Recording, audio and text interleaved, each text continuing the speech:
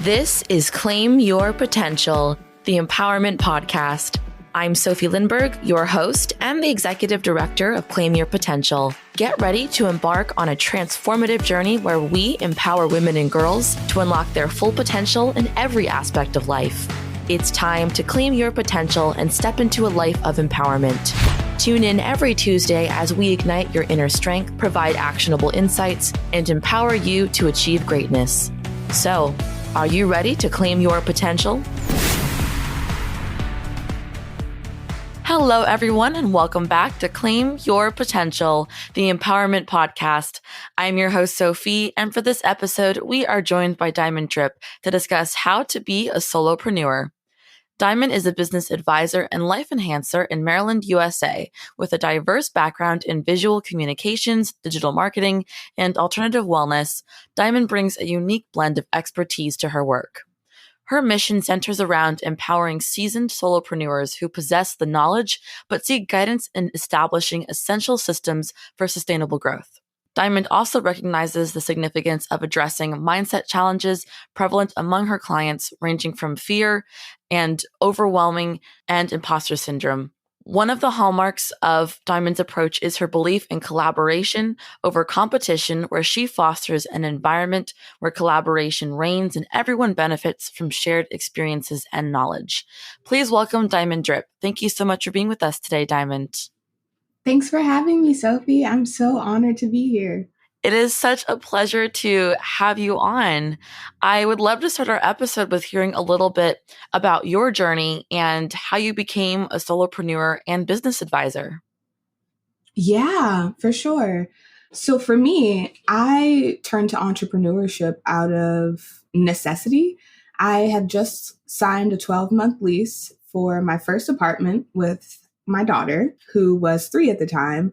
And as I was bringing in the U-Haul boxes, I got a phone call and they basically told me that the job that I thought was going to bring me the security that I needed to afford this lease, that wasn't happening. So I was told that I would be, eligible for unemployment, but I looked into unemployment and it really didn't meet the needs of what I desired at that time. So I did like Uber and Grubhub. And I realized that I was doing a lot of work. I still had to worry about taxes, and self-employed wasn't where it was at. So I figured, if I'm going to have to worry about taxes anyway, then why not start my own business? And so that's really where I got my start about 4 years ago. And it's been a journey. I'm not going to lie. There's a lot of spaghetti testing. There's a lot of trial and error. There's a lot of trying to see what will work for you and learning when it doesn't. And after 3 years of, going it alone, long woofing it, I came across a sales training where I met my mentor. And since then, things have really just been looking up. It's an honor to have such support as an entrepreneur because it's a very lonely, path, unfortunately. Yeah, thank you so much for sharing that with us. I think it's definitely something that I know I've felt many times, and I know a couple other people who are in the entrepreneurship track and are working on starting their own nonprofits, their own businesses, and yeah, it's a very lonely feeling because there's just so much stress that comes with it, first and foremost, and also it's a very different headspace that you operate in compared to when you're not an entrepreneur, just because you wear so many different hats at one time and it can be a very overwhelming feeling. And speaking of different hats, as a solopreneur, you wear so many different hats. And I'm curious, how do you manage the various aspects of your business, such as that visual communications, digital marketing, alternative wellness, your business strategy, all of that, all with one person? Oh, the answer is very simple. I do not. I have an assistant who helps me with some of the things that I consider. So there's 2 types of tasks when in business. There's the high value task, which is like meeting with clients, coming up with strategy. And then there's like the low value task, which is like answering repetitive emails or posting to social media, scheduling out those posts. Like you come up with the content yourself, of course, because you want to be authentic to your brand and you want your brand to be authentic to you. But the actual, getting on Buffer and uploading the pictures and uploading the captions, that can be done by someone else. And so I utilize or am utilizing my assistant in a better way these days. It was a little hard at first trying to figure out what to delegate. But once I kind of got into the rhythm of what I'm doing within my business, it became easier. Yeah, I have had that feeling a few times, especially when you get help and it's almost like you don't want to use them because you're so used to doing everything yourself that it's just, wait, I don't want to use my assistant. I don't want to use my other team members because I know how to do this. I've been doing this for so long by myself. I know I can do it by myself. Wait, no, I can't. That's why I brought new team members on. Hold on. What? Pretty much. Exactly. And I just realized for anyone that's listening to this that is not aware of the phrase solopreneur, would love if you could explain that phrase a little bit, Diamond, and what that means to you. Yeah. So for some people, when they think of entrepreneurs or the word CEO, they think of like that big wig who's in an office just like telling people what to do because they've like made it at this like boss level.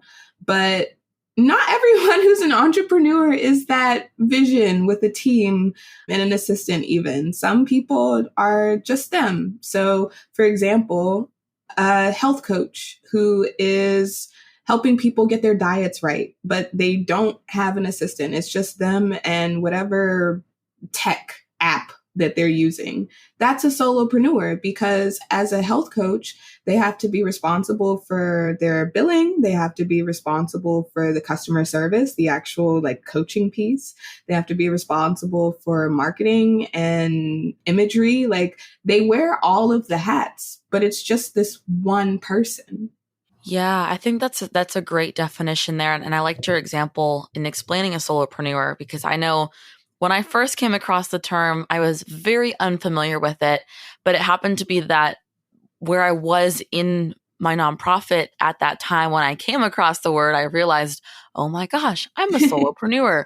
Oh, this makes a lot more sense now when I explain what I do and how I do it. So definitely I'm a big fan of that word. I think it's fun and it's a great way of trying to provide almost a sense of context or Yeah. some sort of context to when someone talks about what they do for work, especially if they're in that entrepreneurial headspace. It's very helpful for our listeners to know what we mean when we talk about it. Speaking of solopreneurs, you work with so many in your capacity as an advisor to them. And I'm curious, what is the most common struggle or pain point that you see with the solopreneurs you work with? Yeah. The most common pain point that I see is just that they're trying to get visible. They know that they need to be on social media, but they're not really sure what that looks like. They think that they have to put on this like persona in order to please the algorithm, and you have to post every day, twice a day. And again, when you have other facets of business to focus on, like the actual customer service piece, like head of marketing is an actual job that you can hire at someone's company. And that's a full-time job. And this one person is trying to do all of these full-time jobs.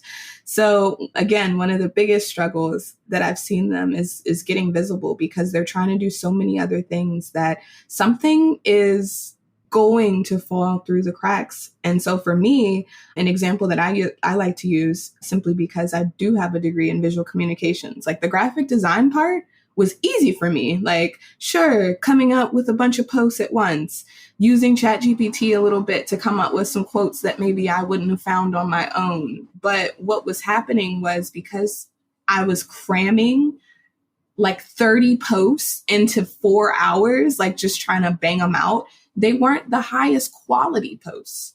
And so quality, authentic content is what's going to get you those eyeballs on social media, not the animated text posts wishing you a happy Monday or whatever it is that you're doing just so that you can say that you posted twice a day. So getting visible and being true to like what matters to you, that's where a lot of my clients struggle. Yeah, I think it's something that I see a lot of people, especially in the nonprofit space, and I'm only speaking from that lens because that's the environment I know. But so many people, especially in the nonprofit sector, who are working on starting their own nonprofit, it's not sad to see, but it's hard to see so many wonderful organizations with these impactful missions with 47 followers on Instagram. Yeah. I mean, we're definitely not where we want to be either as a nonprofit in terms of follower count. And I know that some people listening to this are like, why do you care so much about follower count? But to your point there on, it's about just people being able to see you. And unfortunately, that follower count comes into it. And that follower count, as you said, is tied to the content that you create. And so the more creativity that you have with that content, the more engaged people become, and hopefully that leads to more people following.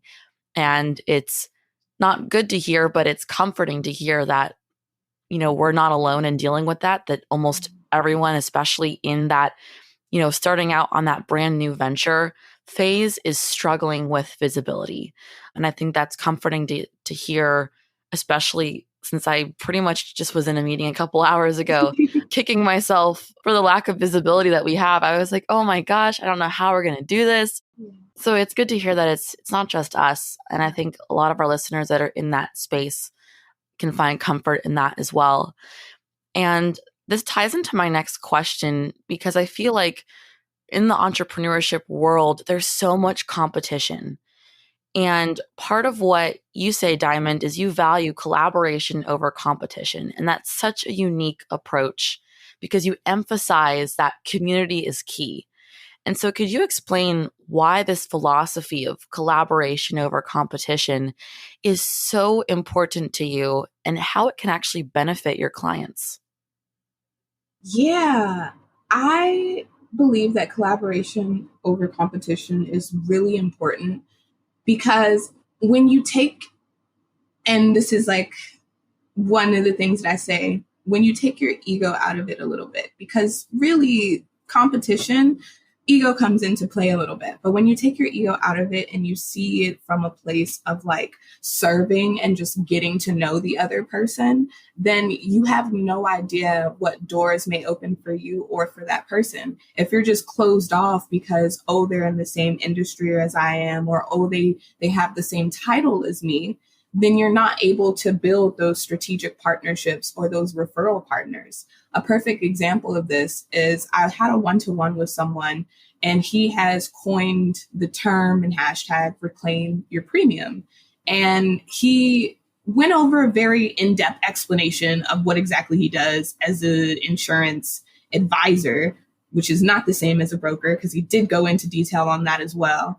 And he did a really good job. And so when my aunt was talking to me about how expensive her prescriptions were, even with Medicare and the AARP supplement, I reached out to Nick, that's his name, and I was like, hey, Nick, I don't know if this is in your wheelhouse, but this is what's going on with my aunt. Can you help?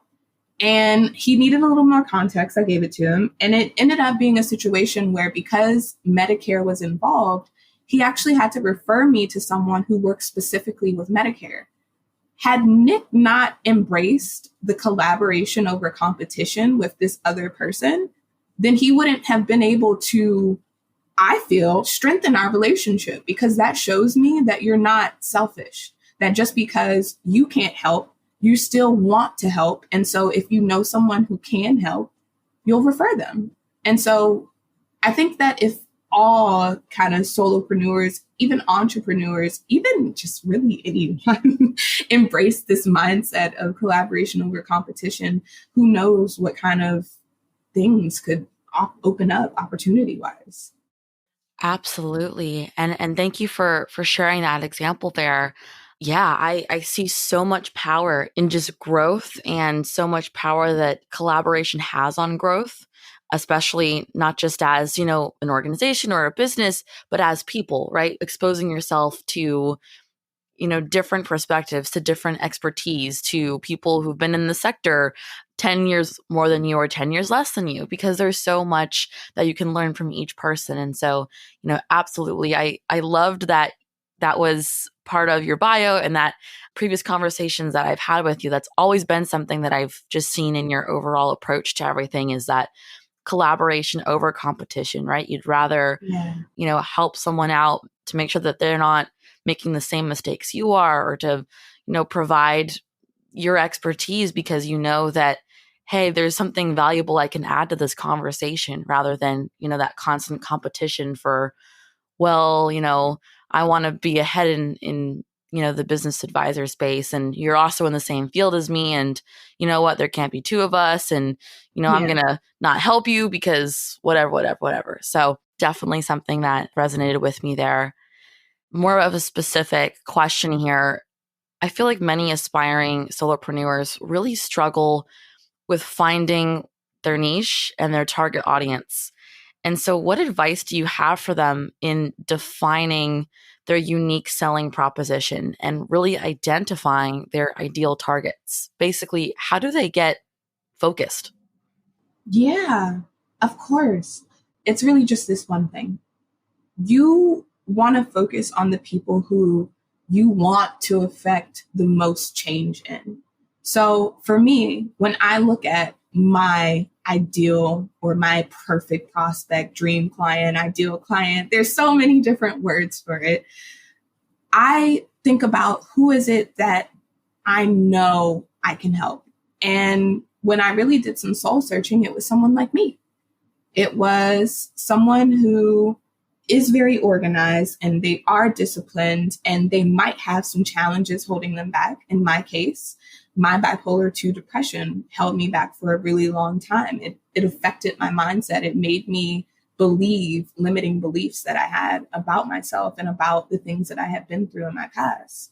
But once I overcame that, obviously, I started getting visible, and I talk about it as a part of my journey because I know that I'm not the only one whose depression might be debilitating.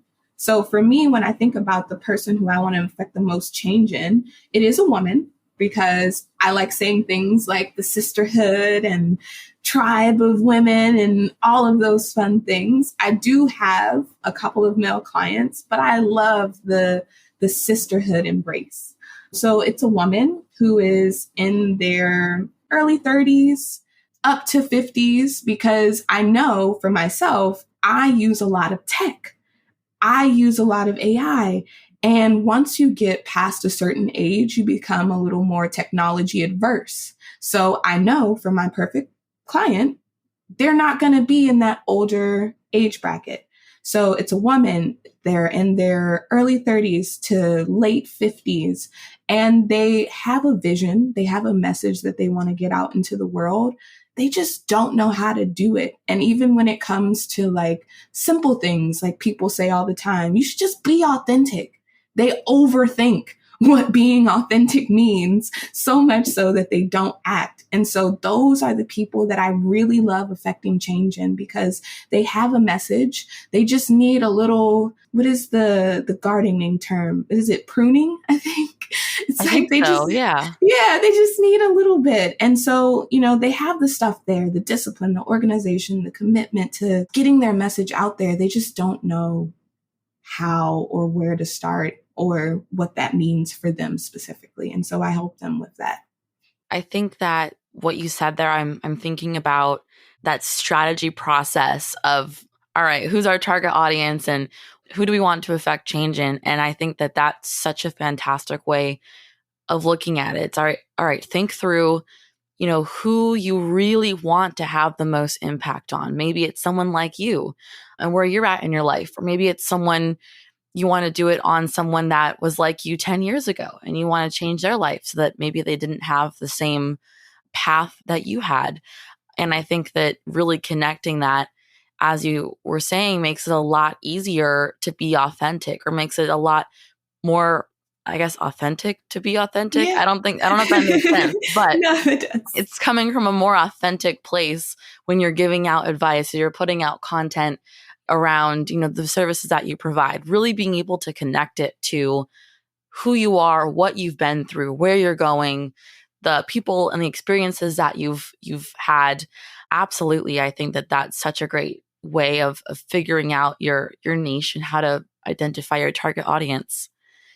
I'd love to kind of bring us into a well-being space here for a moment, because I know with solopreneurship, there's just so much juggling of everything, of work, of personal life, of work encroaching on your personal life.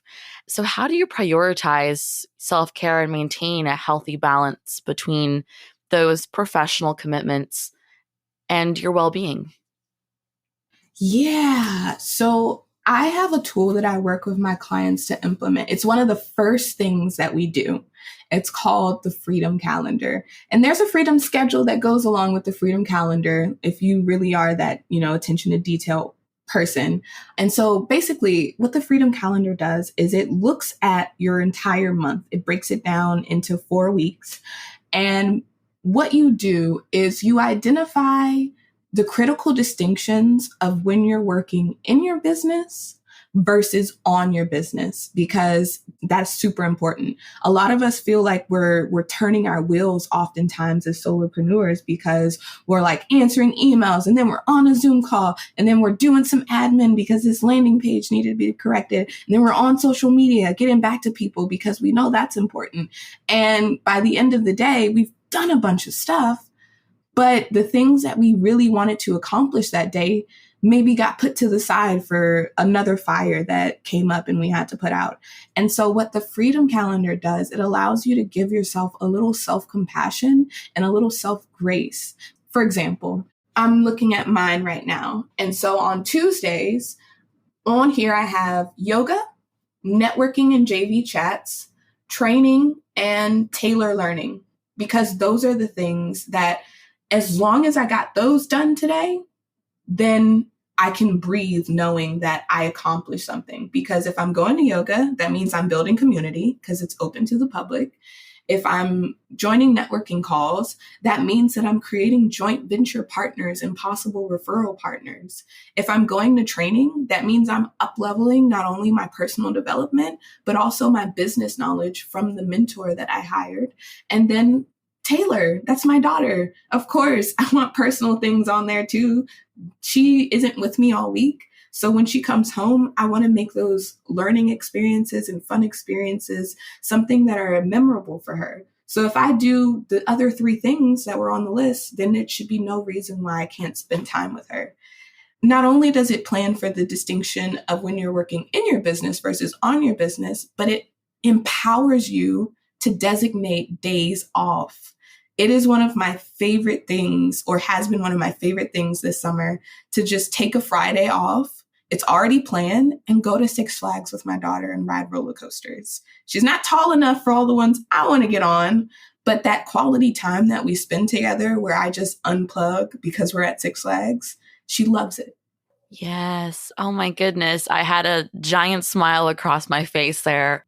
First off, that was so cute. Second of all, I think that that is such a great way of being able to plan out that downtime. I think a trap that I've fallen into a lot, and I think a lot of other people, not even just solopreneurs, but so many people who are working or in school, fall into that trap of, oh, I don't have any time for myself. There's no way for me to make time for myself because I'm just so busy all the time. I can't go to that cooking class that I really want to do because I just don't have the time, or I can't go and take that master class that I want to do. I just don't have the time. I love that strategy of actually breaking it down and saying, you know what, I'm going to make the time to do this because I'm looking at my calendar. I see this block of time that it's after hours. I technically shouldn't be working anyways, or don't really need to be working anyways. So you know what? I'm going to designate to have a cooking class every Tuesday at 7:00. I'm going to do this until I get sick of it. And I think that that sounds so simple, yet is so hard for so many people to do because we make those excuses of, oh, I don't have enough time in the day, or I don't have enough time to have time for myself. But the truth is you do. It's about making the time, moving some things around, blocking it off in the calendar, and, setting that boundary, right? Of, hey, I need to do this for me. And so I'm going to do this, and I'm going to make sure that I have time to spend doing something that I love or I enjoy. Yes. Yes, exactly. Exactly. Amazing. I'd love to connect everything together, Diamond, with a key takeaway for our listeners. So, what is one thing that our listeners should take away from this episode? Yeah, I would say to just give yourself a little grace, because the moment that I learned how to do that, everything changed for me. I stopped being so hard on myself. I stopped just a lot of things. And one of the quotes that helps me kind of find solace in the chaos of being an entrepreneur is this quote: comfort and growth can't coexist. Every time I get overwhelmed about all of the things that are on my plate, they're good things. Like they're not bad things. Like today we're doing this interview. Tonight I have a summit. Thursday I have a workshop. Like they're good things. But when I get overwhelmed, I remind myself that comfort and growth can't coexist. And I take a deep breath into that, because I know that if I'm uncomfortable, that means that I'm growing, that my business is growing. And that allows me to just kind of like, okay, okay, we're growing. Okay, let's just relax a little bit. Yeah. Oh, I love that. Yes. Oh my goodness. The amount of times I'm going to need to tell myself that. Yes. Yeah. For sure. I think, yeah, absolutely. It's just one of those, again, it's a trap we fall into. We're just like, oh, but it's stressful to be uncomfortable. It's stressful to try and grow. It stresses me out. But there's so much growth when you get comfortable with the uncomfortable and you understand that you're not going to have that growth unless you take a chance and try something different, or unless you change your strategy a bit, or take time to grow as a person. So absolutely. And for our listeners that do not want to stop hearing your amazing wisdom, which I am loving right now, how can our listeners connect with you? Yeah, for sure. So everything that you ever want to find me on is Diamond Drip. But if you want a specific place, diamonddripconsulting.com has a link that you can hop on my calendar with if you want to do a leadership level up. It's a 30-minute free call where you bring your biggest business challenge, and we'll actually get you some insights on how you can move past it and get unstuck. And that also has all of the links: LinkedIn, Facebook, all of the things. Perfect. And also, I will have all of your links in the description box for this episode. So for all of our listeners, you can go down to that episode description, check out how you can connect with Diamond, and find a way to talk to her, because she's amazing. I love our conversations. So absolutely take advantage of those links and connect with her. And Diamond, thank you so much for coming on our podcast. It was such a pleasure speaking with you. It is awesome every time I speak with you, Sofie. Aww. So it was awesome being here. Thanks for having me. That brings us to the end of another empowering episode on Claim Your Potential, the Empowerment Podcast. Thanks for listening. If you've enjoyed our show and want to learn more about the work we do, you can visit our website, claimyourpotential.org. There, you can access our tools and workbooks, sign up for workshops, join our mentorship program, listen to previous and future episodes, donate to support our cause, and find out how you can get involved. For even more inspiring content, follow us on Instagram and Facebook at Claim Potential, where we share inspiration, educational resources, episode and program announcements, and other content designed to help you reach your full potential. Your support means the world to us, and a free way to support our show is by leaving a rating and review on the podcast streaming platform of your choice. Your feedback helps us grow and reach even more people with our empowering message. If you're unsure of how to do this, head over to our website's Leave a Review page for step-by-step instructions. Thank you to each and every one of you for being a part of this empowering community. Tune in next time as we continue our journey of learning and discover even more ways to claim your potential. Until then, remember that you have the power to create the life you desire. Keep striving and keep growing.